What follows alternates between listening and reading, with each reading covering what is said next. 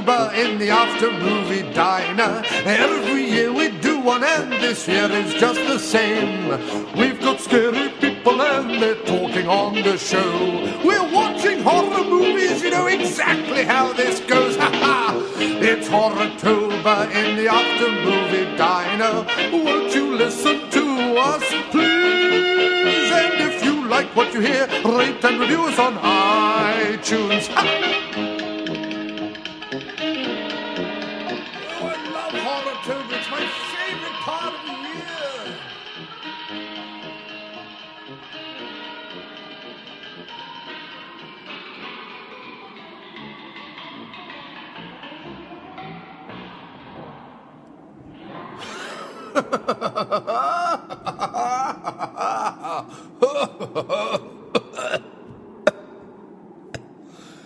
Hello, listeners one and listeners all, and welcome to this yet another horrotober episode of the After Movie Diner. And have we got a spentabulous and spanktupular show for you this week? My goodness, it's going to make your head spin and you vomit green pea soup. You're going to be so excited. I tell you. But before that, a plea again to the listening several. Please go over to www.patreon.com/aftermoviediner and sponsor, donate, show your appreciation for all the hard work that we here at After Movie Diner Towers put into the show each and every week. And also, if you don't have the spending moolah, as they say in the parlance of our times, then why not go over to iTunes, Stitcher, Spreaker, YouTube, somewhere, anywhere, TalkShoe, and rate and review us. Go on, make my Halloween a special one. Tell us all how much you love what we do here at the show, and spread the word so that not just you and your friends, but more can listen to our show and appreciate it for the work of unparalleled and unrivaled genius that it clearly isn't. Anyway, with all that, let's get on with the show, shall we? Igor, run the tape. Yes, master.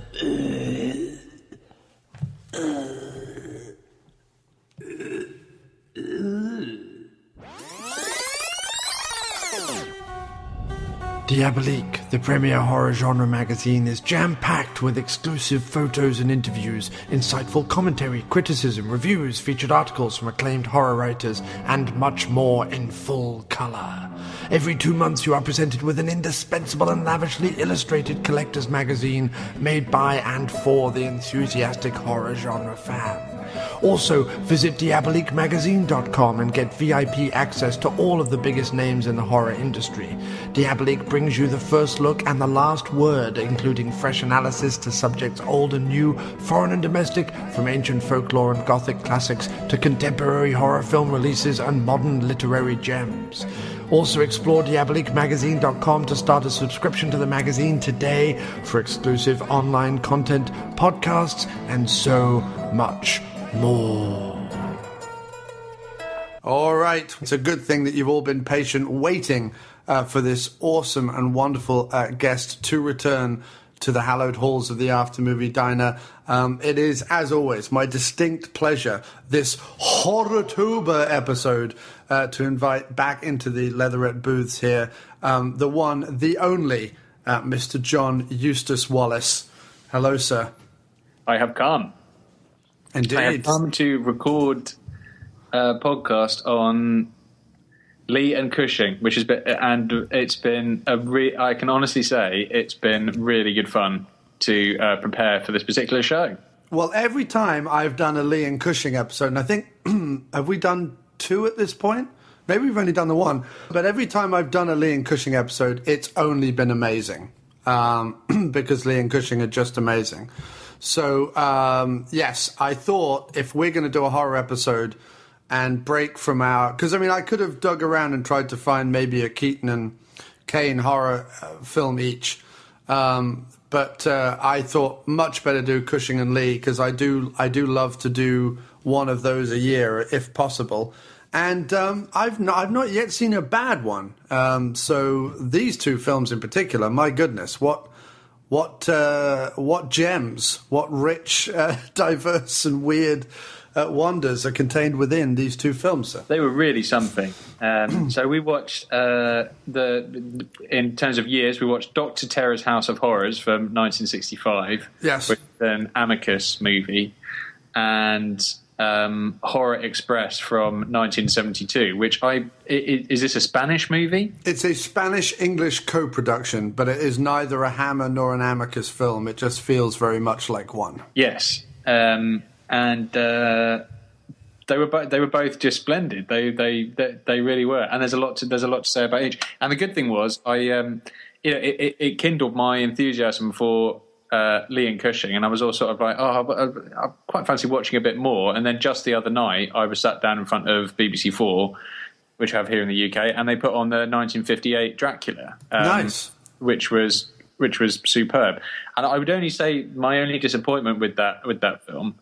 And there's not much disappointment because it was excellent, but was it not enough Lee? Because he speaks at the beginning in these wonderful, like, uber clipped tones. I mean, if it was any more clipped, it would be sheared. Yeah, and it would have your ear off. He has like one scene where he talks, and then he doesn't really talk for the rest of it. And I do get that's very Dracula, but I just love to hear the man speak. Yeah, indeed. Well, I mean, my favourite Dracula that is in Prince of Darkness, he doesn't speak at all. Although Prince of Darkness may have been overtaken by the last Dracula film we did with Cushing and Lee, which was the Satanic Rites of Dracula, which over here is called Dracula and His Vampire Brides. And Jim and I got a big kick out of that film. If you can track that down, definitely give that a watch, because it's utterly bonkers, but also utterly brilliant. And it's literally about Dracula being at the end of his tether. which is such a wonderful idea, that he's just sort of been around for so long, and he's like, will you Helsings just stop trying to kill me? And Helsing's like, no, I'm not going to. Fine, I'm going to destroy the human race and kill myself at the same time. Like, that's the whole point of it. It's brilliant. But yeah, so we did Dr. Terror's House of Horrors, and Horror Express, and my goodness, what two great films. And I put out a message on Facebook for the listening several to see what they would come up with in terms of Cushing and Lee pairings, or just favourite old gents of horror movies. And Andy Lunn, in the Podcast from the After Movie Diner Facebook page, he wrote, it has to be Dracula because you get the added bonus of Michael Gough. Although I would also say you also get Michael Gough in Dr. Terror as well, which we'll talk about in a bit. But yes, the original Dracula gets Andy Lunn's vote. Then let me skip over to the group page, which I would suggest everyone check out. There is a link to the group, the After Movie Diner group, where most of our discussions go down. There is a link for that on the aftermoviediner.com website, right on the right-hand side. So pick that up and join the group, please, to join the conversation. So we've got James Cox. He writes, Dr. Terror, one of Peter Cushing's best performances, in my humble opinion. Doug Fry says you have to go with Dracula AD 1972. Now, have you seen that one, John? No, I haven't. Okay, well, that's utterly bonkers. I mean, it's not as good as the Satanic Rites. It's the prequel to the Satanic Rites. I mean, you don't have to watch it to enjoy the Satanic Rites, but it does follow on. Satanic Rites does follow on directly from AD 72. But it is absolutely bonkers. It's full of, like, kids breaking up an adult stiffs-only party kind of thing and being like, yeah, we're going to bring rock music to the stiffs and all this sort of stuff. And there's a character called Johnny Alucard, which his last name is Dracula spelled backwards. I mean, it's utterly ludicrous and ridiculous and very 70s, but probably worth a watch. Philip O'Neill says, I would say Dracula AD 72 is technically a better film. It's visually good. Satanic Rites of Dracula is so cheap looking, although that might be because it hasn't been properly remastered for DVD like AD-72 has. Yeah, there isn't a good polished up version of Satanic Rites of Dracula out there. It's available in America on a Mill Creek box set, which is the public domain releasing company. And so it's got a very kind of drive-in, grindhousey looking print on that DVD. But I still really enjoyed watching it. I would love to see a nice polished up Blu-ray version of it. Apart from Horror Express and Dr.Terror, so do you have any particular Lee and Cushing moments that you would like to share? Well, no, it's like I say, I've always loved them, but I've loved them from their appearances in other movies, and I haven't watched nearly enough of them. I think I watched quite a few of them at the age of sort of 11 to 13, and then didn't watch them for years and years and years. So I think I probably have seen quite a few, but as I say, Dracula was a complete delight, and I watched that with my wife, and we both enjoyed it thoroughly. And watching these movies again, made me think like, oh, isn't it? It's quite a sort of warm. It gives me a warm, glowing feeling to watch them together, and also just that there's a few things about it. I mean, one of them is just that I don't know that there's been such a similar phenomenon of these two guys who are so bound by a particular genre and to each other through these genre movies. I don't know if that's really just, and certainly not on such a scale. And that's a brilliant, warm, wonderful thing. And it's interesting actually when you read about Horror Express. There's a little story behind Horror Express that Cushing's wife had recently died. And Lee persuaded him to stay on and finish the film because he basically said to him, you don't want to go home and sort of, wallow in misery. It's far better to stay out here and, and finish the film and, be busy and work and, it'll be much better for you, and so there's all these sorts of, interpretations about it of like, oh, it's one of Cushing's more, subdued performances. And like, well, not really. It just looks like it was really good therapy for him, and just to like work and do it and everything. And he doesn't look like he's particularly like down or anything in it, I wouldn't say. But it's nice to think that there's this real friendship between them, and that because I don't know, maybe perhaps one time they did fall out or something, I don't know, but it doesn't seem like they ever did. It seems like they were good friends, and that they got a lot out of doing these things together, and that it was that they had this real artistic life that they shared together, and they're both just such sort of they've both got such brilliant faces and brilliant voices and delivery, and even though you watch them in all these things again and again and again, it's very easy to take each performance on its own merits afresh. Yeah, and don't feel like it's this bloody movie again, No, and they never feel to me like, although they feel to me like Cushing and Lee, they never feel like they're just playing Cushing and Lee. They're always trying, we'll get onto it, but like Lee's performance, especially in the his short film of the anthology film that is Dr.Terror, his performance of going from like the pompous buffoon to the absolutely panic scared madman is brilliant. Like, it's just fantastically enjoyable to watch. Yes. And, as is his ridiculous mustachioed, stiff upper lip, sword-wielding archaeologist in Horror Express. Yeah. Cushing, you only have to watch Cushing in Sherlock Holmes, Hand of the Baskervilles, watch him as Helsing in any of the vampire movies, and then watch him in Horror Express, and then watch him as Dr. Terror. And he's different every time. I mean, he's still recognizably Cushing, and there's still a technique there that is charming and just endlessly entertaining and watchable. Yeah, and also, I mean, I know it's like it's not your favorite movie in the world, but the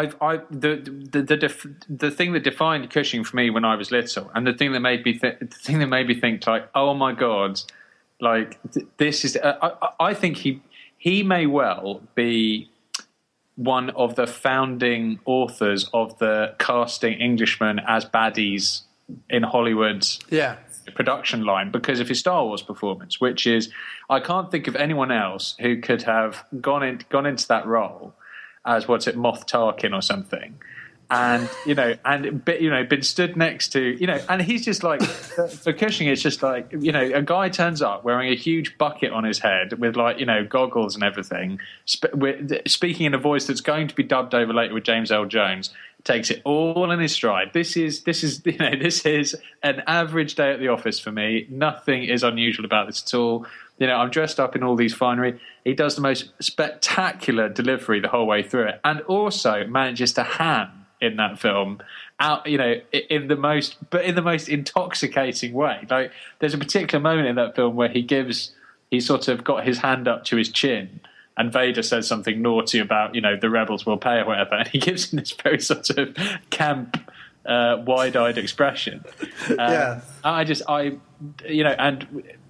the defining moment in that being him saying, this bickering is pointless, when Vader's been like strangling this other guy. I love that. I absolutely love it. I agree. Cushing and everything is amazing. And I'm trying to think what the first thing I saw, because like I say, it wasn't a big part of my sort of formative teenage movie watching years, the Hammer stuff. So I'm trying to think with the first sort of things I saw Lee in that really impressed me. We did watch quite a bit of Hammer back in the day at Westcombe. Yeah. But the only one that I remember really vividly was Prince of Darkness, because we used to laugh at how the two guys and the two women would show up at the castle, and the guys were like, well, don't be silly, women. It's perfectly all right that the table's all set for us and that there's no one riding the cab that brought us up here and that this butler is all creepy. Stop being scared. Sit down and eat your soup, Yes, now I remember the movie I saw him in that, just to wrap up things that I think are really excellent, was The Devil Rides Out, which is Lee as a good guy, isn't it? Yeah, it is. And there's a giant spider in it, isn't there? Yes. And I watched that, but I thought it was really good, because I have to say, like, these two movies are so fucking charming that we're going to talk about. But The Devil Rides Out, I thought was really good. I thought it was like a really good horror movie where even they worked around their, budget limitations really well. I thought it was a top-notch job. Yeah, I really picked these two films out, I think having heard of their names but never actually knowing what they were about, and going, well, they're both set on a train and they both have Cushing and Lee. That'll be enough to kind of hook an episode on. And I had no idea just how popular they were either.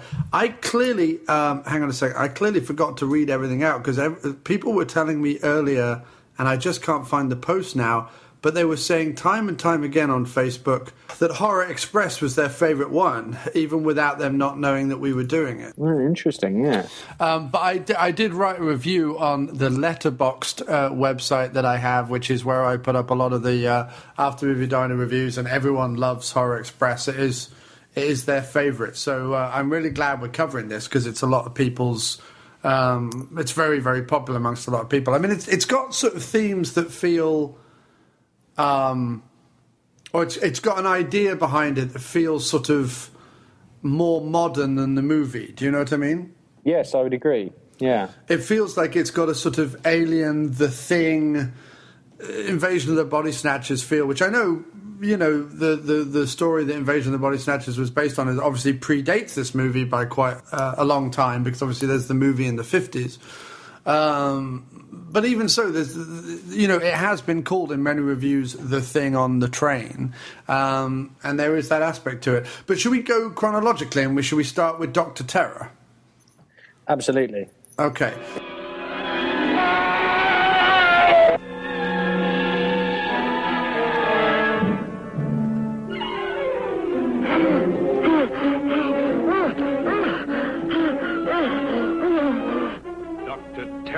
House of Horrors.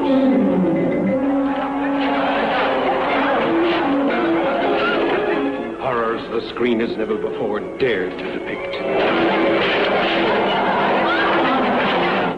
The terrifying horror of man killing vine with a human brain that creeps and kills.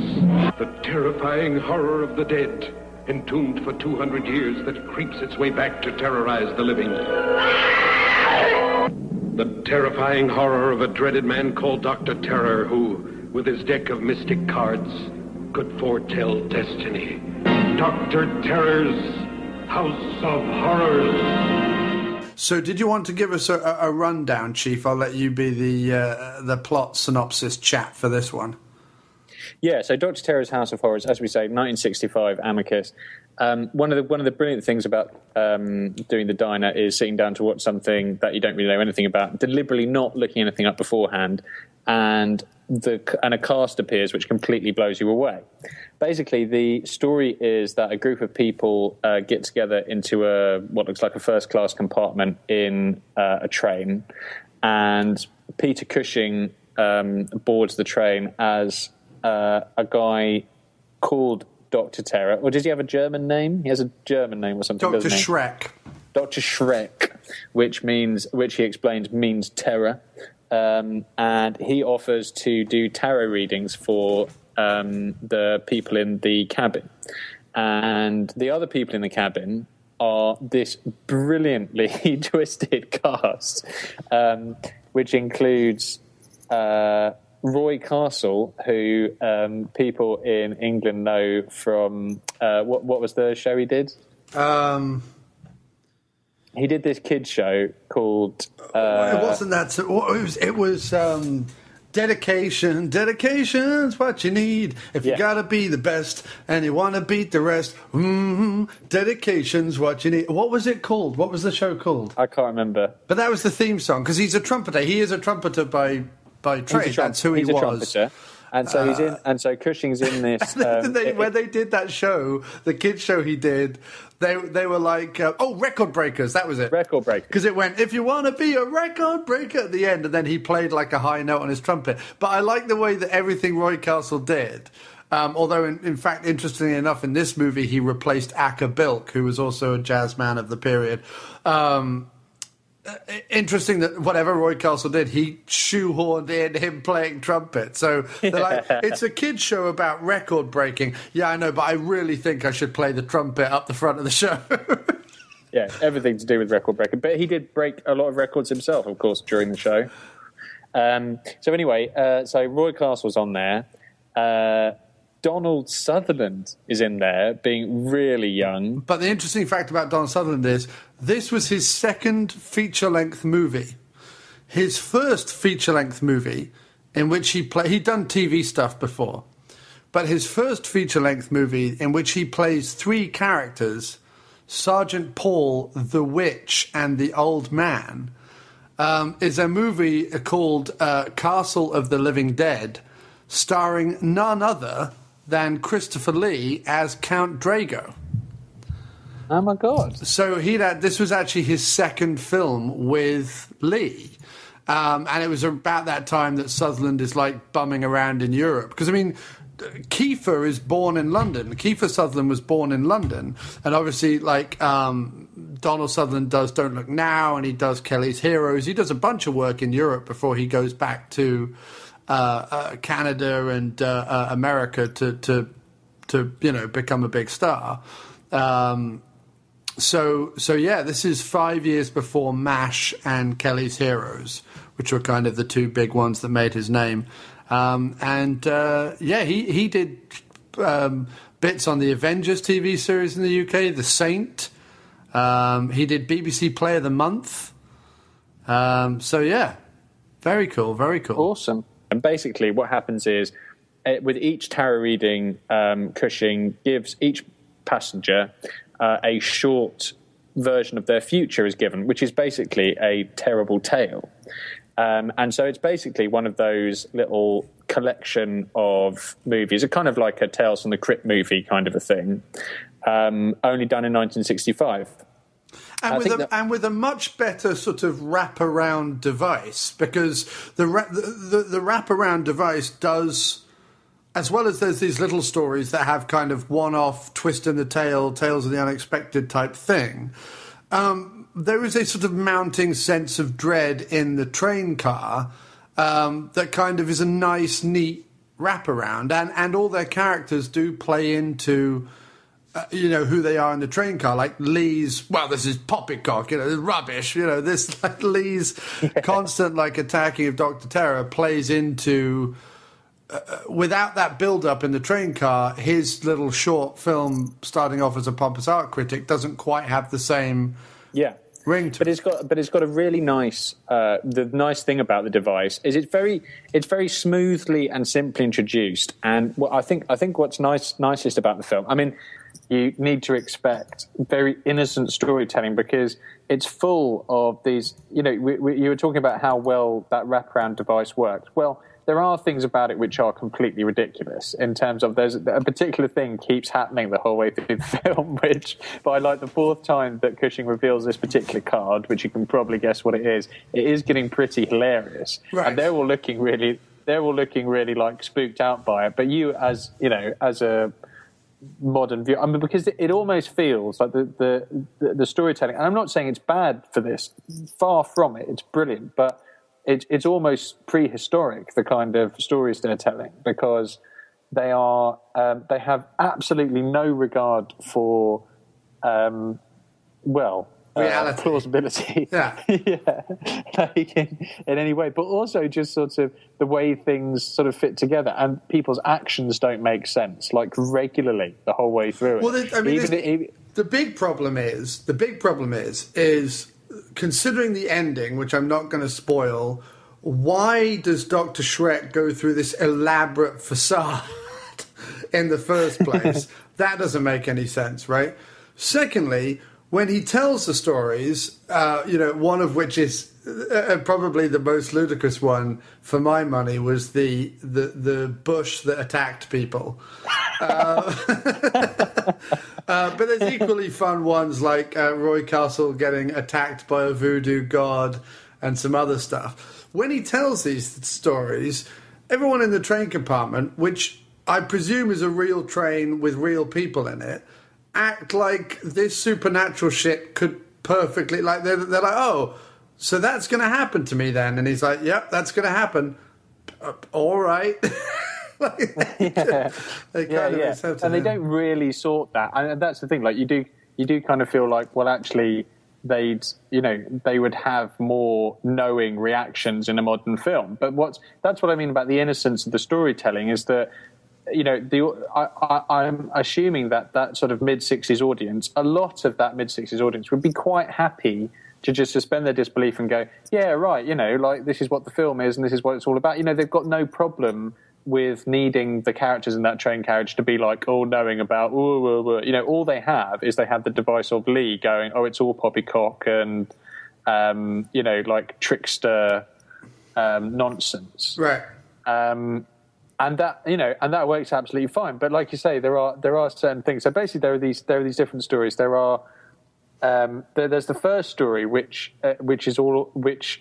very quickly, so you sort of go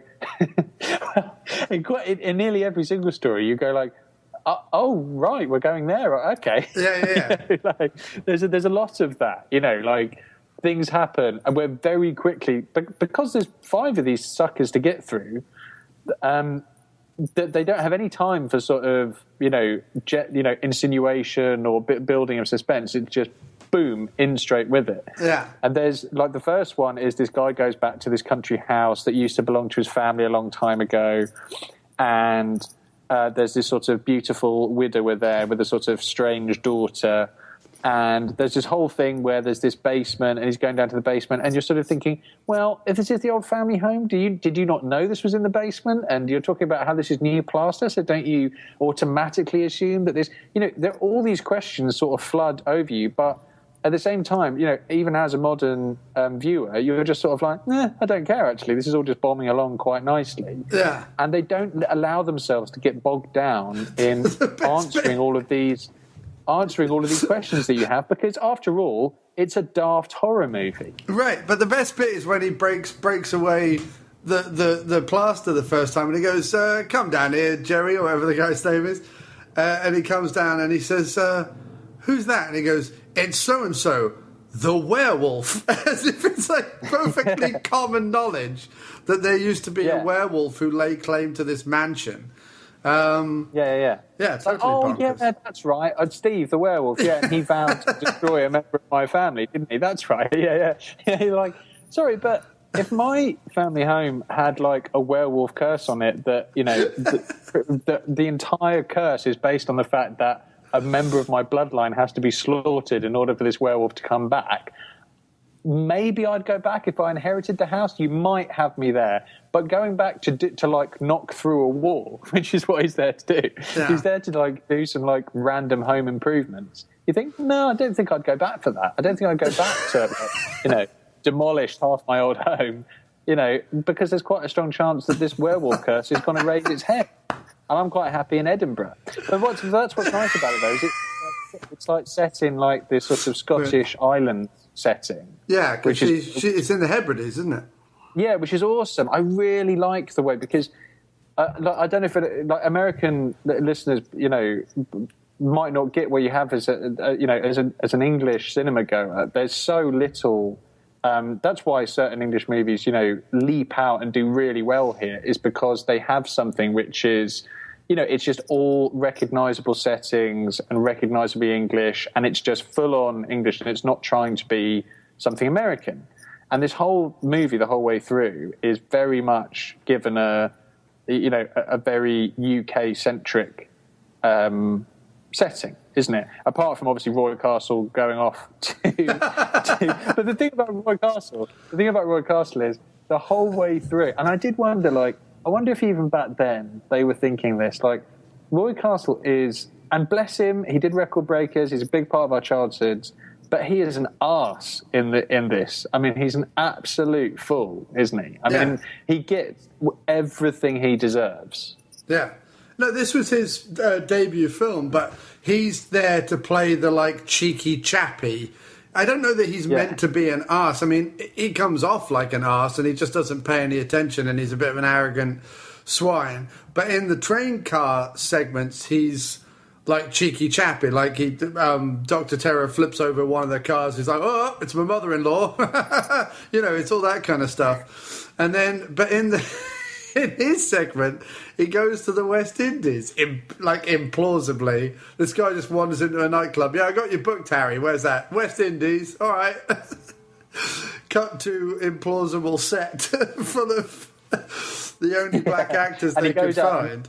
So he goes out to the West Indies, and there's actually little surprising moments in it, because obviously it's the mid-60s, and there's a moment in it where he goes out and he's sort of taking over from another act that's been playing out there, who's a black guy, and Castle says something to him I don't know, something slightly racist about these your people or something like that, and he goes, "What are you talking about? I'm from Deptford or something." I'm from the East End.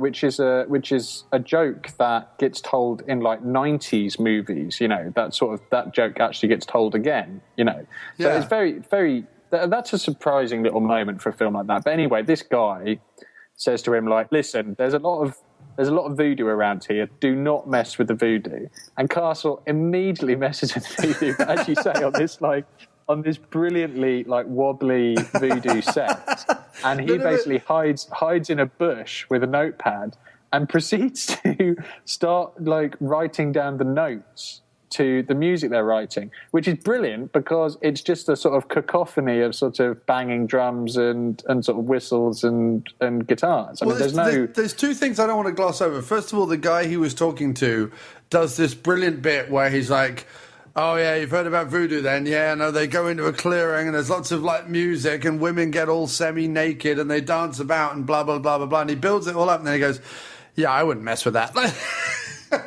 Which is a really nice way to do it. And then also, when Castle is in the bush watching the voodoo thing, there's this brilliant thing that his face is getting all excited because he's never heard these rhythms before. Because in 1965, voodoo drumming, not something we would be particularly familiar with, I would imagine, considering air travel has only just kind of sort of started at that point. He stood there looking all excited, scribbling down on this pad, and slowly as we cut back, more and more irate looking voodoo people appear behind him, and it's such like a funny little segment that each time it cuts back, there's like one guy in like a loincloth with a spear. Then it cuts back, there's another one, then there's another one, and they all just look pissed off at him. It's brilliant. But again, there's a nice innocent turn to it in that. Well, innocent's not the right word, but like there's. It could have very easily, considering the era, and I know like the swinging 60s and everything, but there's still a lot of all manner of bigotry swimming about in the 60s that's perfectly acceptable at that time, and it could have very easily turned into Castle gets stripped naked, oiled, strapped to a totem pole and danced around and burned alive or something, and you kind of when you're watching it, you're sort of thinking like, oh, I wonder if it's going to go that way, because as you say, all these people appear behind him in a hilarious sequence of sort of cutaways, more and more natives are behind him. But in the end, what happens is he gets led out to the front, and you're sure someone's going to live and let die him and rip out his heart or something. But there's none of that. All that happens is they say to him, right, you don't play this music anywhere else because this is, I don't know, Sandy's music or whoever it is. It's the voodoo god's music, and he will be furious if you try and reproduce this music somewhere else. It's his music; you can't take it away. And then they send him on his way. They just kick him out as a sort of annoying, grinning buffoon, which is what he is. But there's a couple of great lines because Roy Castle says to him, he goes, "Listen, Chief, if you want, we could split it 50-50 if it goes big." And then he says, "What else does he say?" He says. He goes, "No, this music is older than time itself," or something like that. He goes, "Oh, right, so it's probably out of copyright then." Which I just thought was fucking hilarious that you would do. Yeah, and then he goes back, and then we won't spoil what happens, but I mean, obviously he takes the music back, but how the god's anger manifests itself is pretty funny. Yes. But it's amusing as well because, when it cuts back... like you say, when it comes back to him and sort of, he's face to face with Dr. Terror, if you were there, even in 1965, I'm sure you would burst into mocking laughter. That is by a distance the most implausible thing I've ever heard. But instead he goes, yeah, I'm planning on going to the Caribbean or whatever. I've just got the commission or whatever. And you're like, okay, well, just don't go. I mean, just don't. Anyway, so that's the castle bit. Then there's... Then it moves on to is it then the Bush of Death? No. The next one is the Disembodied Hand, which is we've missed the Bush of Death. Bush of Death was number 2. Bush of Death was Creeping Vine, which has Bernard Lee in it, who people will know as M from the original Bond series, who's constantly puffing on a pipe, which is just charming in the extreme. And then there's this brilliant sequence where in the background, they're in this science lab, and in the background, like someone's doing some testing or whatever, or doing a slideshow on the nature of how some plants can kill. And in the foreground, he's puffing away on his pipe. It's just his entire face, half of the screen, puffing away on his pipe. And he goes, if this is true, this plant could kill the entire world. Like that. yeah. But that's what's terrific about it. It's got a real... That sequence, what I love about that sequence is it really reminds me of... There's a series of books by an English author called Robert Rankin, which are like absurdist... there's a whole tradition, isn't there, of like absurdist English humour. And the idea that... But basically, there's this guy... they come back from holiday. This guy and this... Yeah, he goes to cut it with shears, and the shears fly out of his hand. The shears fly across the road. They come back from holidays, and there's a mysterious plant growing in their garden. He tries to cut it with some shears, which like spang across the sky at the moment he tries to cut them. And so the natural progression from this point is not like, I wonder if I should get out my encyclopedia and look up like mad shear killer plant. It's let's go to the Ministry of Plants. Right. And there's like a Ministry of Plants. It just immediately, with no explanation, with no like, oh, this is what it is or anything like that, it just naturally progresses to, we are now standing in the Ministry of Plants, and he's consulting the like minister and his scientist about this new creation he's found. And they're all sucking on pipes. And like at one point, one of them gets out a... and this is what I mean about the innocence of it. They just automatically progress through this series of deductions which make less than no sense. No, but what I was going to say was that slideshow that he goes through, which basically goes from like amoeba to the Venus flytrap and all the different types of plants in between, and how, you know, different plants react to their environment and blah, blah, blah, blah, blah. And he's like, so it's not out of bounds that a plant could progress beyond a Venus flytrap to kill everything in the world. That's basically the assumption they make. Yeah, and like at the Ministry of Plants, like the first thing they do to have any discussion is kill the lights and put on a slideshow, you know.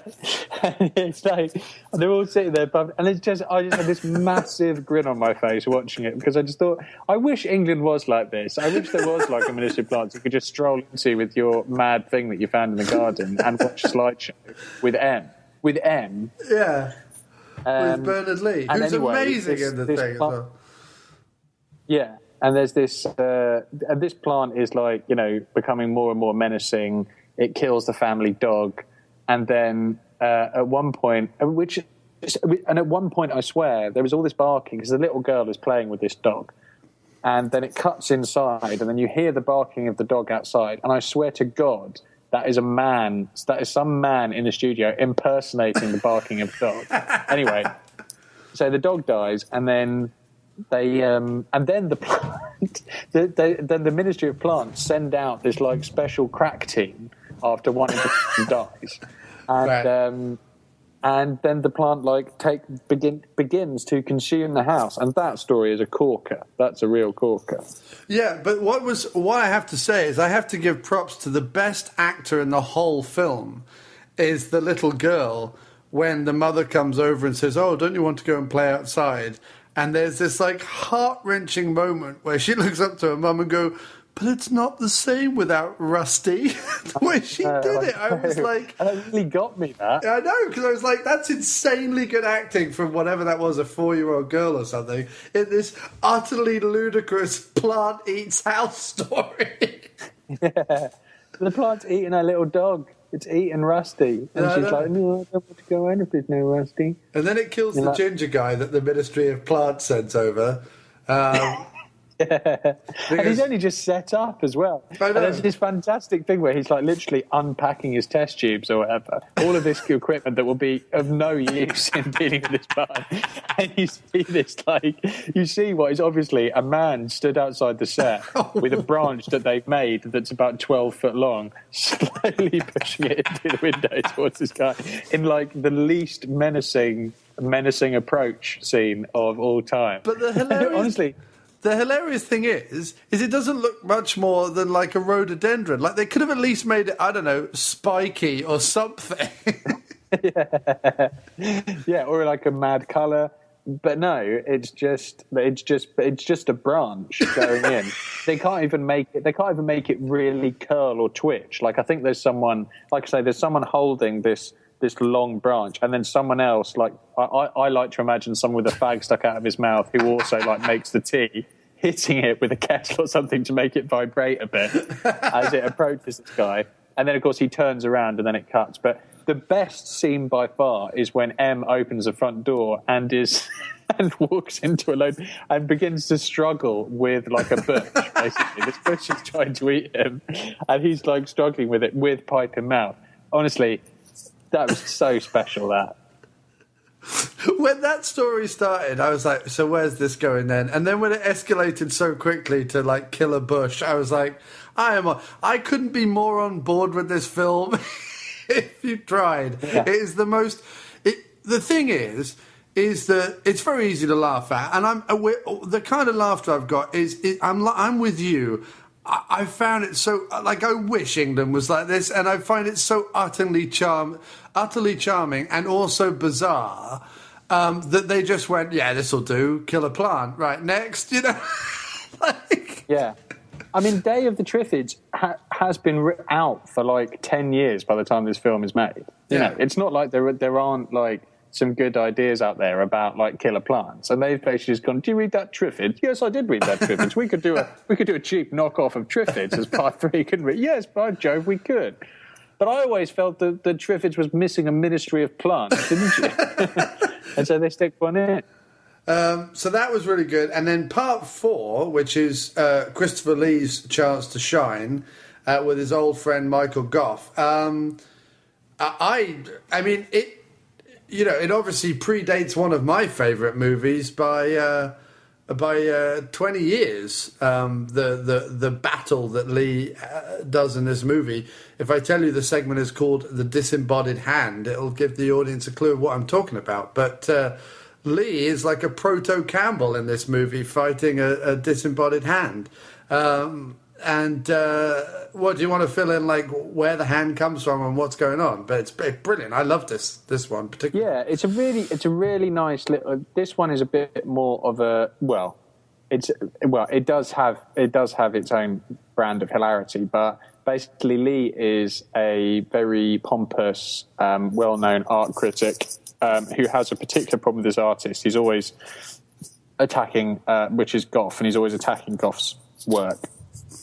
And at this particular event, Gough says, "Oh, I'm so sorry I can't, that you don't like my stuff, but I do have a promising young artist who I think you'll really enjoy." And he brings out this painting, and Lee says, "Oh, no, this is more like it. This is bold, bold uses of the brush, and you can feel something in this painting," and gushes over it.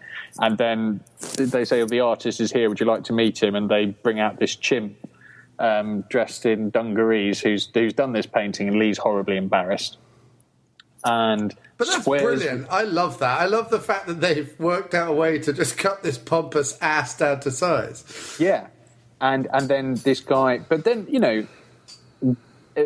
it could have gone immediately from that to Lee's revenge, but Lee is driven to his revenge because this Gough's character, this artist, sort of dogs Lee's every move and is sort of spooking him out and constantly like making references to the monkey and everything and throwing him out and embarrassing him. And it's driving Lee mad. So Lee decides to exact his revenge.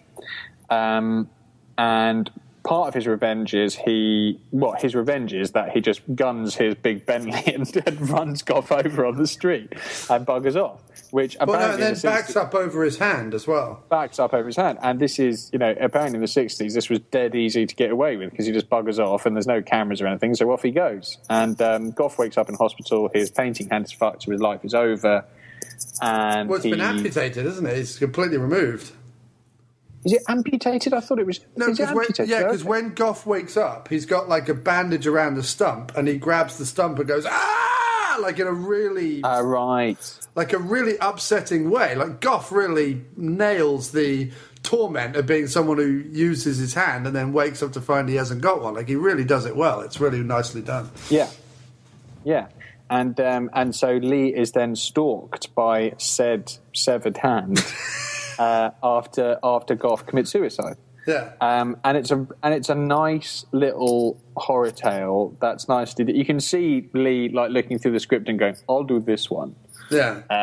Well, it's longer than the others. It feels longer than the others by maybe 5 or 7 minutes. And it has a stronger creepy thing to it. And it is nicely done. There's some scenes with the hand, like just like you say in one of your favourite ever movies, there's the way the hand is sort of dragging itself across the surface is nicely done. And also, I loved the transition. Like, Lee is amazing as the pompous buffoon art critic. Well, what's this all meant to mean? And Gough's like, well, it can mean anything to, it means different things to different people. So you mean it means nothing then? Out of my way. Like, he's so fucking rude. And the joke is that when they bring out the painting that the chimp's meant to have done, it's it's awful. It's just like some blobs of colour, but Lee gushes over it like a prat. But then the way that Lee, especially by the end, because, he sets fire to the hand and buries the hand and the hand keeps coming back, the way that Lee shows the fear, the weakness, the paranoia, in his face, considering he's such a tall, domineering man and we're so used to him being this, like, big, booming presence... I was really impressed with it. I can't think of a film where I've seen like Lee collapse like that, and I thought he did it really, really well. I agree. I thought it was excellent. And it's, you know, it's clearly the sort of, and it also has a proper, you know, you can see it being like based on a short story, because it does wrap up with a sort of satisfying reference to the way that where the artist was crippled, so Lee is crippled, kind of a thing. And it you know, it has a certain not all of these. It has a completeness to it, doesn't it? Which the others tend to just be, you know, just like, you know, well, A to B, and, you know, a bush eats him, and, you know, like there's not much. Yeah, because it's a lot like Tales from the Crypt, which is a great TV series, but every single episode you always watch to see what the twist in the tale was. The tale, you know, and also like Roald Dahl's Tales of the Unexpected, very, very similar. And yet, a lot of these anthology movies or anthology horror TV shows, of which there are quite a few, it is rare that they have a successful wrap-up, successful twist in the tale, and this one definitely succeeds in having it. The werewolf one has a sort of twist, but because nothing about the werewolf one makes a lick of sense, the twist is kind of only half-assed tacked on at the end. But yeah, and the last segment also has a twist in the tale. Has to be said, quite a lame one. Yes, but the entire setup is pretty lame, because basically the Sutherland one could be subtitled "I Married a Vampire," right? Basically, yeah. And or did I? Did I? Did I? Yeah. Yeah. And it has this whole thing with. Well, he's married a French broad, isn't he? And brought her home. The first day they're home, he cuts his finger. And instead of rinsing it under the tap, she goes, no, wait, I'll take care of that. And she kind of grotesquely sucks it, which is rather unpleasant. But it's basically there's a bunch of clues. And this is the shortest one of all of them, it felt like. It felt like Sutherland really got the rough end of the stick here. Because I was watching the film on the computer, and I could see how long we had left to go of the film. I was like, well, bloody hell, they've got hardly any time to tell Sutherland's story. They really race through it. But yeah, there's basically a bunch of hints that his missus is a vampire, and he's spurred on by a local doctor, or his partner doctor, who's saying, yeah, I think she is a vampire. You need to kill her with a steak, mate. And he gives him a steak rather. So he goes in and does that, and then the doctor's like, I never said she was a vampire. And that's... Yeah. But then the real twist at the very end is something that could really be out of that old kids' TV show, Rent-A-Ghost. I mean, it was that hokey at the very end of the segment. Absolutely. And then the whole thing wraps up with a pretty nice little end piece that's sort of nice and a little bit spooky and all the rest of it. So, you know, basically it's a nice little house of horrors, or train compartment of horrors, with the kind of mix of quality that you'd expect.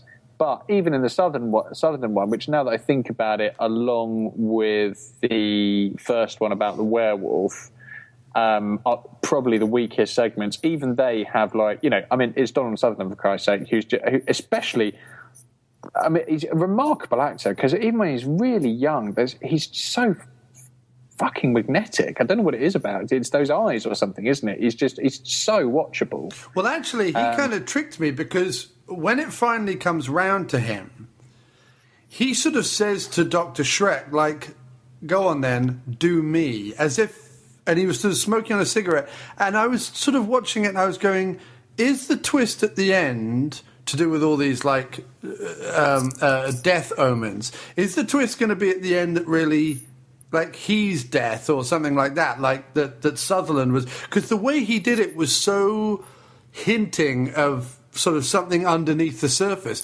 And what it is it's not that at all, actually. I was fooled completely. It's just that Sutherland can't help but hint at madness under the surface. Yeah. It's just who he is. Yeah, he's just extraordinary. And it's funny as well, because he's such a funny actor, because he's done so many films, and there's so few times that I feel satisfied by what I've seen him in. his performance is always so great. I mean, the only films I can think of off the top of my head that I thought like that's completely brilliant from Donald is The Invasion of the Body Snatchers, pretty much. Well, no, Don't Look Now is a tremendous performance. I mean, it really is good if you haven't seen that. And but I know what you mean. He does a lot of stuff like his bit in Animal House where you're like, Jesus, Don, did you like? There's being a method actor, and then there's just getting high before every scene you do. But it's presence, isn't it? He's just got this incredible presence. So it's worth watching just for that alone. And the first one, it's not great, but it sort of gets you. You sort of go, oh, okay, so this is the standard we're setting here, right? And it's just really nicely done. You've got Cushing dressed in sort of fingerless gloves. As we say, there's this thing that becomes this repetitive thing that happens with the tarot cards that becomes properly funny about halfway through.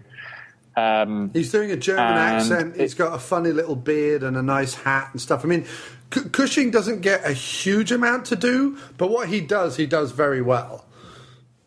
Yeah. And it's just very satisfying. It's just, I had a big fat grin on my face the whole way through it. It's also the other things you have to say about both these movies, which obviously gets harped on about a lot by all kinds of critics and everything, but I just love it when you see the runtime and it's 90 minutes. I love that. I love it. And so, yes, good. It's 90 minutes. It's not going to massively outstay its welcome and tire me out, you know? Right. And if you think about it, if you've got to cram a decent wraparound segment and 5 short stories in 90 minutes, the short stories better be like bang, bang, bang, get it done. Because, and that means that every time one started, I was like, well, I can sit through this because it's going to be like the length of a YouTube video. Like, even if it's crap, it doesn't matter. Exactly. Yeah. And what was nice about it was that none of them, they were, like you say, we've had a good old chuckle at its expense, but none of them were crap. They all had like fairly decent production values. The acting was like fairly decent and fun throughout the board. And like you say, it's just a movie you watch now with a massive grin on your face going, God, this is cozy. Yeah. God, this is just what I want to watch now. Now that I think about it, the actress in the first segment with the werewolf thing, she was actually quite spooky, I thought. She was quite good. Yeah, no, she was great. I liked her a lot. In fact, I didn't care for what was meant to be the werewolf at all, or the way they did that. But I really liked the very end and what happened with her. I thought that was really well done. Yeah, she was great. Dr. Terror's House of Horrors. It's a strong recommend from me over here, Chief. What about yourself? Yeah, big recommend. It's on YouTube, free to watch. Check it out, definitely. It is horrotober after all, so make this one of your Cushing and Lee horror packages right now. The moment you've heard this, go watch it and enjoy. Because I go to a friend's horror movie marathon weekend every October, or I try to every October. And the nice thing about it is they have bits from the 80s and they have some modern horror stuff as well. And, they have a few like little indie things as well. But they always throw in like a Vincent Price or a Christopher Lee or a Cushing or something. And I think that if Halloween or October or Horrotober or whatever it is about anything, it's about looking at all different types of horror, not just either modern stuff and or like the 80s favorites. Delve back a bit, check out some Amicus, check out some Hammer Horror, check out the Universal Monster movies, which have just all got a great Blu-ray re-release, all of those. I mean, definitely, if you can get a chance to see the 3D Creature from the Black Lagoon, the original style 3D, it's amazing, the original Creature from the Black Lagoon. So check out some of the older ones, of which this one, free on YouTube, as my colleague Wallace said. Why don't you go check it out? It's all good. And with that, sir, we move over to Horror Express from 1972. For 2 million years in these subterranean caves, a creature of superhuman evil was entombed in a wall of ice, waiting to be free, waiting to live again. Travel with us on a journey into a world where nightmare becomes becomes reality.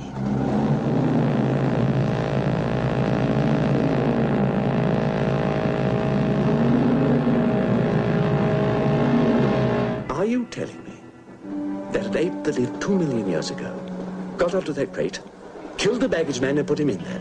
Yes, I am. It's alive. It must be. Travel with us, if you dare, on the Horror Express.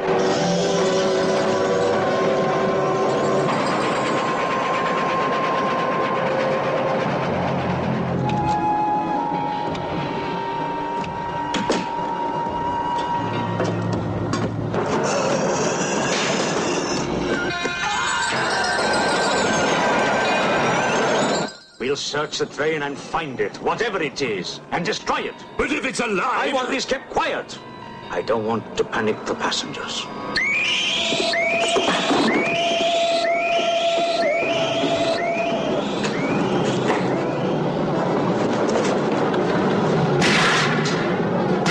The malignant power of this creature is indestructible, transferring its force from mind to mind, from body to body.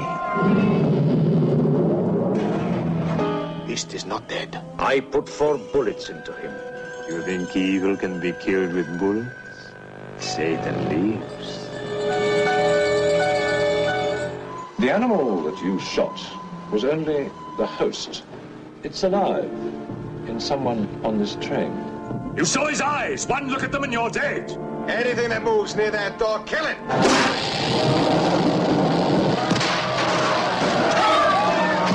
Run. Run for your life. Hide, but you can't escape. No one can stop the fury and the terror of the Horror Express.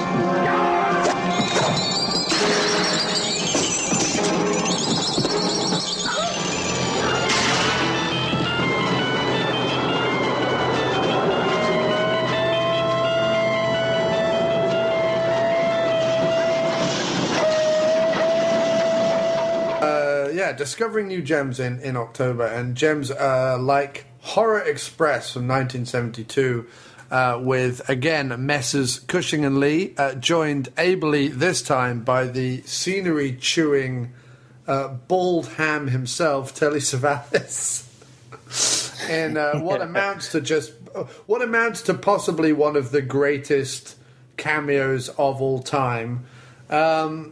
And then a bunch of other people. It's a Spanish movie, as we said before. It's about an English anthropologist who, in the caves of Manchuria, that's it, find a frozen fossil man, like a scary-looking frozen fossil man from thousands of years ago, puts it in a crate and puts him on a train that's like a Siberian Express type train. And obviously we find out that what is in the crate comes alive, and mucho hell ensues. But before we even get on the train, there are bits of business from Cushing and Lee that are just absolute genius. I mean, the whole sequence in the train guard, like, trying to buy the ticket sequence is amazing. Because in it, Cushing bribes the guy. Lee goes in, marches in, and he's being, again, his mustachioed, pompous, I'm an academic, educated man. Look, I sent you a telegram 3 weeks ago with my reservation. Give me my ticket now, good man, kind of thing. And the guy's like, no, I'm not giving you a ticket, piss off. And then Cushing comes in, and Cushing bribes him a ridiculous amount of money, and gets a couple of tickets for him and the woman he's traveling with, and they're kind of competing scientists or something, or it may be just Peter Cushing is just like a trinket collector, whereas Lee sees himself as more of a, the great old man of science kind of thing. And Lee has that great line where he says, because Cushing goes, well, out here it's got this special word, and you have to pay your way and all the rest of it, and money talks. And Lee goes, well, in England it's called bribery, and just goes straight over to the desk, and instead of giving him any money, just sweeps his big Lee arm over the whole desk, knocking everything off the desk. just in time for, I don't know, the Imperial Guard of Manchuria, whoever they are, come in to say, Professor Sir Alexander Saxton, we're at your service. To which the guard is something like, Eeks, here's your ticket. But wouldn't you know, he's given him a ticket in Cushing's compartment, and sort of bristly jealousy and rivalry sort of ensues.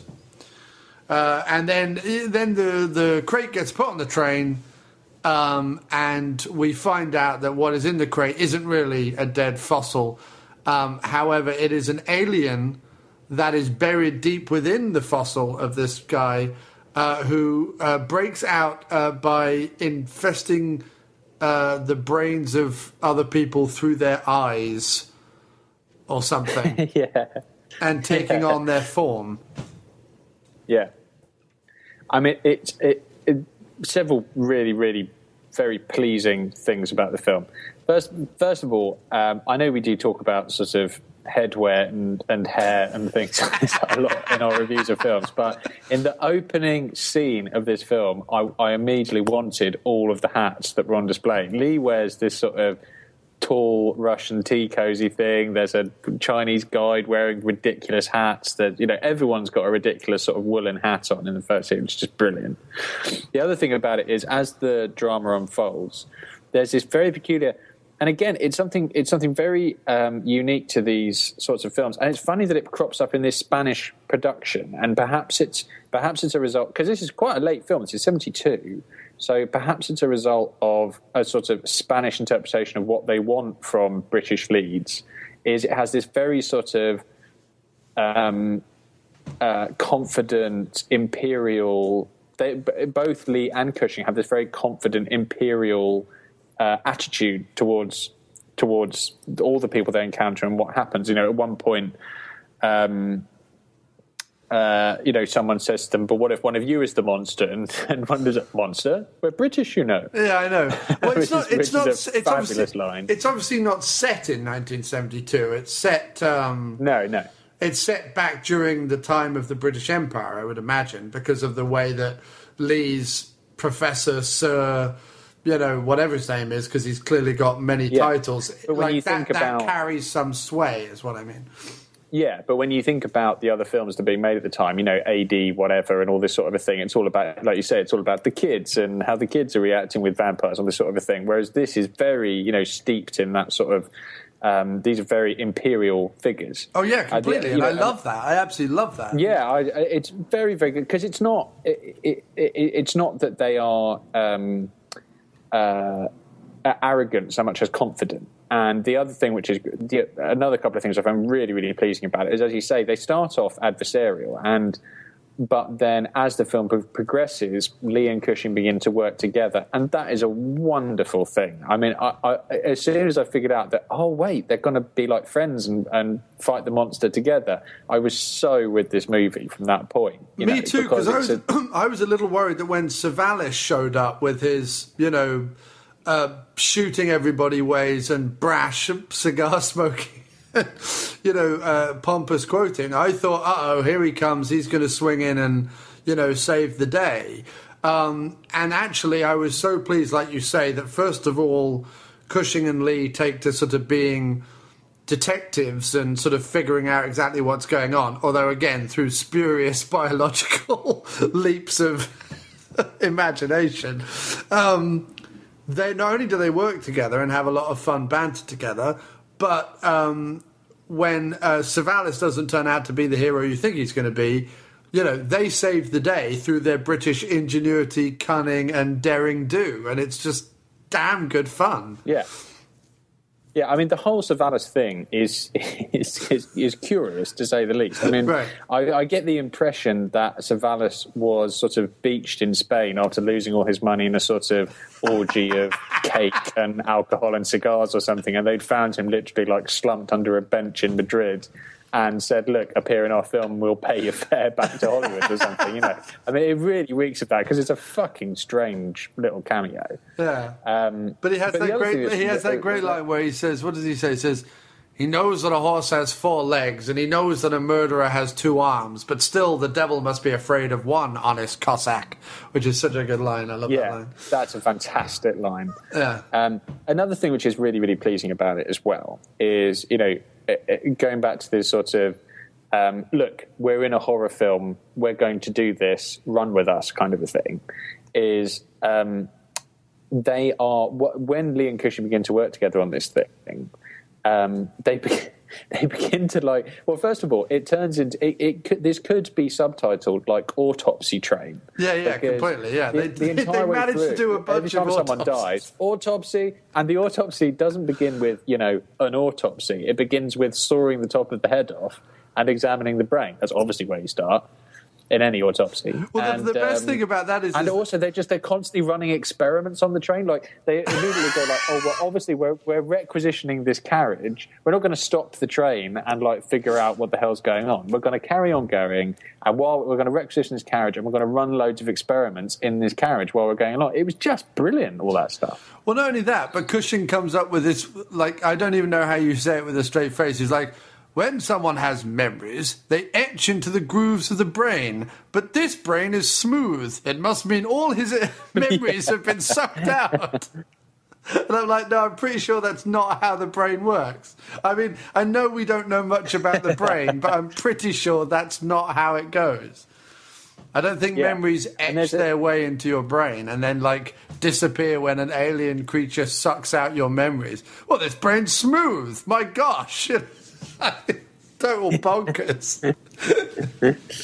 Now there was a couple of things that brilliant film, no problem with it at all. There was a couple of little things which I really, really liked. Miss Jones, who was like Cushing's assistant. She's this really she's this sort of shaped like a brick, really dry assistant, sort of in her mid-50s that he's got, and I just really liked her performance the whole way through. But then there was this curious thing with like the sort of, there's a very beautiful like Spanish countessa in it or something, but she wasn't that great. Whereas they introduced at the very beginning this sort of spy woman character who I was like, oh, I'm loving the sort of spy woman doing some safe breaking. Like, I wonder how she's going to fit into all of it. And then she just died. Right. And then they went with the beautiful Contessa, which I thought was a mistake. I thought they should have gone with the spy woman. I thought that was like the international woman of mystery. I would have rather have gone. The one who comes up to Cushing and like throws herself on his good graces and is like, you must shield me in here. And that's when Lee barges in. I've got the top bunk. And so good. Yeah. But then she goes off and immediately does like a safe break, and you're like, "Oh, this is awesome!" Yeah. But then that just all just goes and is forgotten about. And then you had to go with the Countessa thing, which was okay, but also, I would have rather have gone with the international web of mystery. Also, there was that insane bit with Miss Jones where she pulled an innuendo literally out of the air. Because Dr. Wells, which is Cushing's character, runs over and goes, "Miss Jones, I shall need your assistance." And she just goes, "Yes, well, at your age, I'm not surprised." And I'm like, wait a minute, that just comes out of nowhere. Then he goes, "With an autopsy." And she goes, "Oh, well, that's different then." But it was a welcome bit of humour, but my God, talk about trying to crowbar in some random fucking innuendo. Totally. There's also a sort of splendidly, because the whole thing's set in Russia, and it feels, but it's strange because, you know, they've obviously set it in Russia because the whole idea is that the train is in this great expanse of Siberia. There isn't really anywhere to stop, so they have to keep going and blah, blah, blah, blah. But they don't really know what to do with the whole, like, Russian thing. So, like, they had the Countessa, and then they had this, like, Rasputin character who actually at the beginning has a really cool thing where he says, like, there's, you know, evil will not allow the sign of the cross to be made or something. And he draws a cross on the side of the crate and the cross doesn't appear. And, you know, Lee says, "A conjurer's trick." And that's all really nice. But then he just goes completely off the deep end and begins to say, you know, everything is of Satan. It's always like the eye of Satan. Yeah. If you showed this guy a spoon, he would say the spoon of Satan. This tea I'm drinking is the tea of Satan. Yeah. yeah. But then he turns all evil, and that's really nice. I loved the glowing red eyes. I loved the bleeding out of your face thing that happens when they kill the people. I loved that sequence, which was totally bonkers, where there was about 15 Cossacks in a train car. The lights go out, and the possessed alien monk guy goes around and just stares at them, and you just get this montage of basically people's faces bleeding as they kind of disappear into the shadows, which is really nicely done. It's just this mad kind of compilation of people going and they're dying, and it seems that he seems to kill a whole swathe of people, 10 or 12 people. It's crazy. Yeah, and that's what I was going to say. Actually, is I did feel like the budget is, whatever they, got for the costumes after the production was finished or something. But because the monster is often represented by a sort of arm appearing from various places, looking like it's been dipped in sort of hair and Marmite. Yeah. But when you do see the monster and the way that people die, like you say, I thought that was actually pretty well done. Yeah, it was very well done. I mean, it was a bit kind of close up, and there was a lot of jump cuts and stuff. But once I got into the mood of it and the mindset of it, I enjoyed it a lot. And I loved. I have no idea why, when it possessed one of the particular people, I think one of the guys who worked on the train, when it possessed them, I don't know why he had one evil hand, and then the rest of him was fine. I have no idea why that was, but it did lead to some hilarious scenes where he kept trying to hide his hand in his pocket, which I did enjoy quite a lot. I guess the filmmakers just figured, well, we've got to indicate he's the alien somehow, so we've already shown this 2,000-year-old man brown rubbery hand, so we'll just have him have a brown rubbery hand and that'll do. But I don't remember that anyone else who got possessed with the alien then had a brown rubbery hand. It's just that guy. So I was quite confused by that. Yeah. But yeah, it's got, loads and loads of... it's got a surprisingly good script. I mean, like you say, Savalas has some really great lines. Another one is the Countessa says to him, I'll have you sent to Siberia. And he looks at it incredulously and goes, I'm in Siberia. Which is really good. So really good script. And like I say, I think any Hammer fan or Lee and Cushing fan who's seen quite a few but hasn't seen this, it's well worth a watch, because like I say, just of the dynamic of Lee and Cushing joining forces, that's a really nice touch. Yeah, and not only that, but Lee looking at his most ludicrously mustachioed, which I just got no end of pleasure from.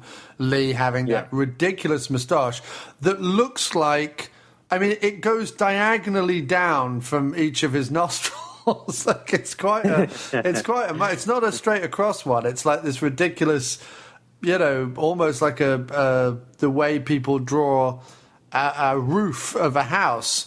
It's almost like the roof for his lips, which I quite enjoyed. There's great lines, great acting, great setup, a sort of relatively modern-feeling idea. It's got the old English empirical, Brits plucky daring-do thing in spades. I mean, I felt like this was a great double bill. I thought these were good companion films. There was enough balmy nonsense in both of them to keep you grinning. But there was also enough kind of gripping, acting and staging and stuff to also kind of keep you a bit excited as well. I thought they were both pretty decent. Yeah, they're really, really excellent. I mean, I would say that the House of Horrors is one that you could happily, for instance, if you're planning your horror movie festival or whatever, you could easily warm up by while you're cooking up your pumpkin pie or whatever it is you're going to have, you stick on House of Horrors and just have it on in the background, and occasionally you'll see like Roy Castle being like in a hurricane or something, and you'll go, oh, look at this, and it'll be really good entertainment. And Horror Express, could easily be the one you finish with, for instance, after watching a couple of others. But it's just great because, like I say, because they've got these like really tight 90-minute running times, they barrel along. They're very confident in what they're doing. They have absolutely no doubt about this stuff, and they have these powerhouse performances from Lee and Cushing, as their sort of structure, and they're great viewing. What people like Cushing, Lee, and even Savalas in this movie do so well is they make chewing the scenery or commanding the camera look absolutely effortless. They really do just kind of breeze into scenes. You know what I mean? There's no force to any of it. They're just, Savalas is having incredible fun being this like sort of louche, quote spouting mad Cossack. But Cushing and Lee are also having, even with what was going on behind the scenes, they're also having tremendous fun. Like, Cushing wandering into the baggage hold and going, are you telling me that an ape that lived 2 million years ago got out of that crate, killed the baggage man, put him in there, and then locked everything up neat and tidy and got away? Like, it's really, there's some really good stuff in it that just, you know what I mean? And I just, you do miss this, and there isn't enough of this in my regular rotation of horror movies or regular rotation of movies in general. And I'm always happy and I'm always surprised when I dip back into like the 40s, 50s, 60s and 70s. I'm always happy when I dip back to those eras, and I really should just train myself to do it more often. Because there's so many cool little things. You could easily, you could do far worse. Like for me, you could do far worse than play one of these. For instance, like Dr. Terror's House of Horrors, you could easily play that and then watch a really knowing horror movie like a Scream or a Cabin in the Woods or something like that, because there's such different ends of the spectrum that you'd be seeing the Genesis and the and the deconstruction, the end. Because there's especially House of Horrors, it's so it's the opposite of knowing in everything that it does. It's not cynical at all. It's not cynical at all. It's completely pure. It is, our horror idea is a killer bush. We are going to play out the killer bush idea until it's done. That's it. There's no cynicism, irony, parody, or any of it. It's a killer bush. Yeah. And, you can either sit there and scoff at it, or you can sit there and have jolly good fun with it. And, but you won't scoff. No, these kind of movies, I think even back then, are designed to be jolly good fun. I mean, there's an aspect of the macabre, and there's the aspect of horror, and there's an aspect of, death and whatever. But they're also just designed to be jolly good fun. I mean, they are... it's called Dr. Terror's House of Horrors, and if you go to like a horror house or an amusement park or whatever, and you have that kind of slightly charming, slightly creaky old horror house thing of like ghouls jumping out of you from the corner that are clearly on one of those like spindles that are ratcheted into a lever or something, and they go they come out the side of the wall, and like someone's got a sound effect or whatever. They are like movie versions of that. They are a little creaky, but you have to be into the spirit of it. You can't go around and be above it, because if you go into a horror house and are like above what's going on, then you're not embracing the fun of it. Then why even bother paying to go in? You know what I mean? Absolutely. So that's how I feel about it. You can't be too above it. I mean, we've laughed about them because they gave us a jolly good chuckle and made us feel happy and made us feel entertained and whatever. But I'm not laughing at them. I would recommend these movies a million times over to anyone who feels like dipping their toe into British and or Euro horror of the period. Yeah, absolutely. That's what I'd say too. They are must watches as far as I'm concerned. And Cushing and Lee, always worthwhile. No doubt next year in October we will dip our toes back into their always warm and always inviting pool.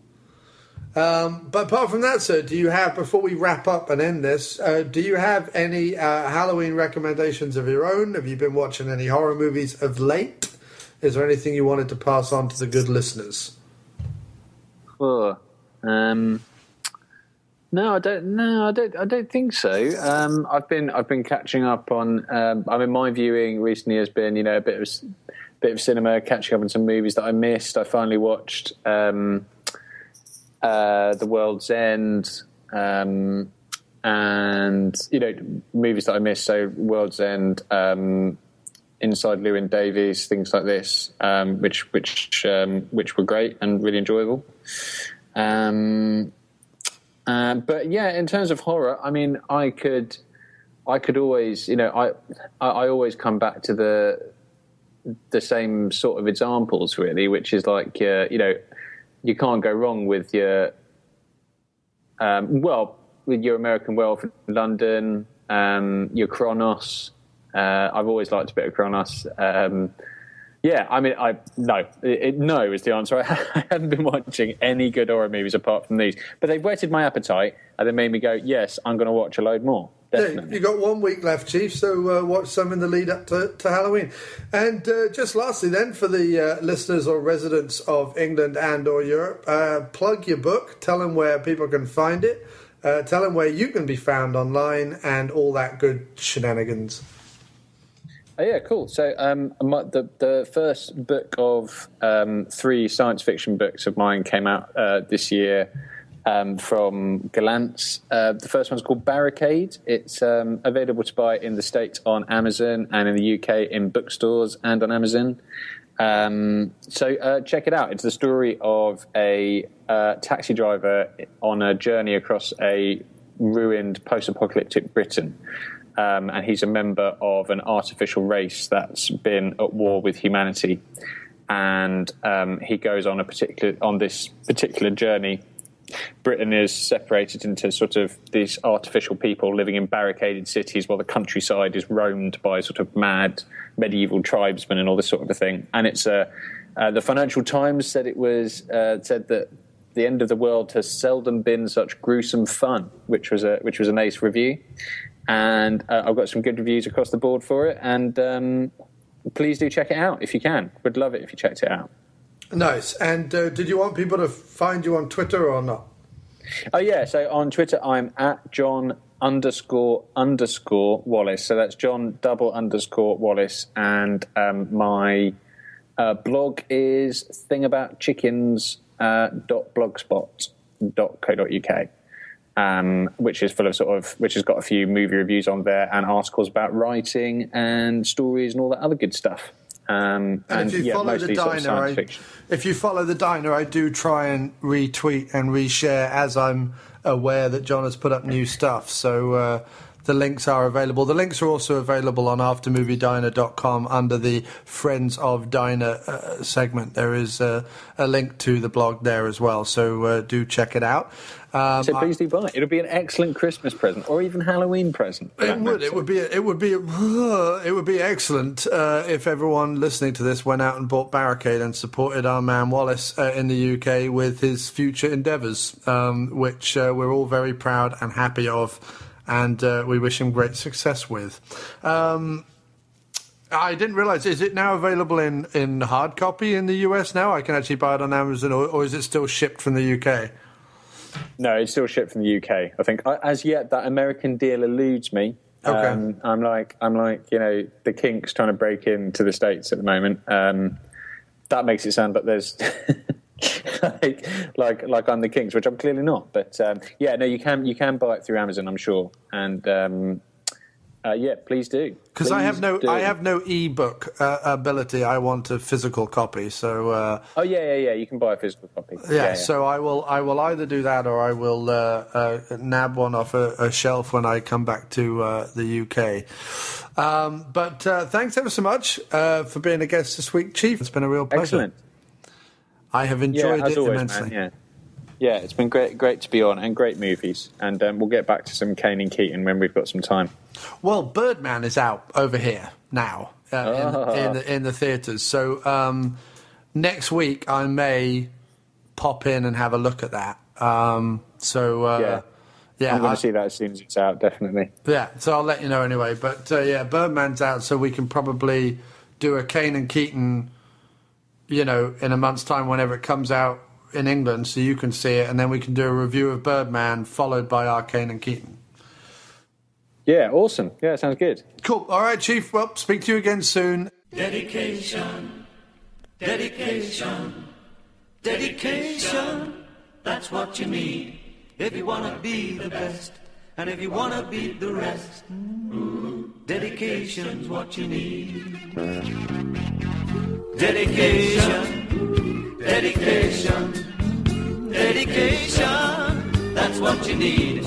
You'd better be well rehearsed if you want to win it first. Dedication's what you need.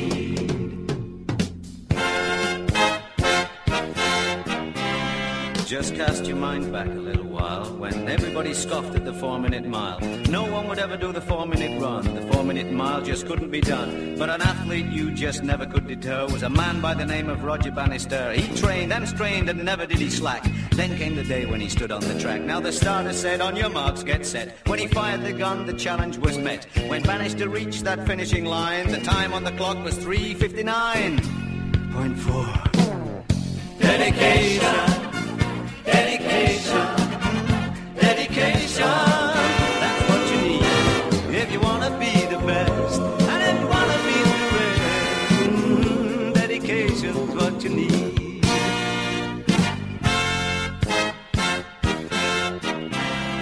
Sir Edmund Hillary will always be best. There's only one first on the top of Everest. Neil Armstrong knows there is no room for anyone else to be first on the moon. You may be clever and you may be bold, but you need dedication if you want to win a gold. You've got to do the work and there's no escape. For a gold, you've got to be first at the tape. Every time you take a look at the records quoted in that book, you realize that you have got to muster up an awful lot of dedication.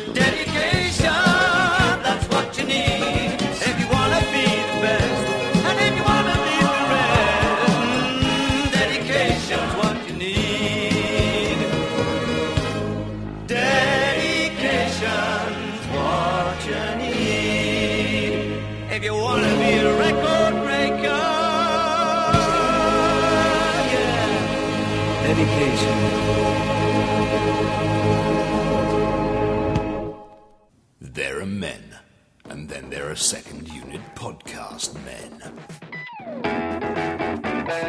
The podcast you've just been listening to is part of the Second Unit Podcast Network. Find all of our shows at 2upn.blogspot.com or on Facebook under the Second Unit Podcast Network. Our fantastic list of shows include Drunk on VHS, We Came from the Basement, No Budget Nightmares, The After Movie Diner, Dr. Action and the Kick-Ass Kid, and Bloodbaths and Boomsticks. Take one podcast into the shower. Don't be a blithering idiot, Alan. We can give you the multiple podcast cleansing system all in one place that your hair deserves. Our programming is available across all platforms from iTunes to Podomatic, TalkShoe to Stitcher, so you have absolutely no excuse. Listen today, and a free naked person of your choice will be shipped from Thailand to your door in a matter of weeks. The Second Unit Podcast Network, bringing you the action and leaving the boring stuff to the other guys. Bloody hell. Who does a girl have to blow around here to get a decent beverage?